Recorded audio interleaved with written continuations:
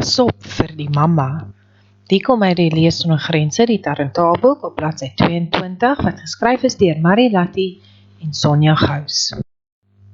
Pas op vir die mamba. Pas op vir die mamba, wat heeldag wil samba. Wat dink hy weet als van die wals? Sy lewe is vaal, sy lewe is saai, en nou wil hy polka en tikkie draai. Die gedig is geskryf deur Philip de Vos. Right, grade 4, it's a poem written by Philip de Vos. It's called Pas op vir die mamba, which means watch out for the mamba. A mamba is a snake. So it won't rhyme in English, which you know already.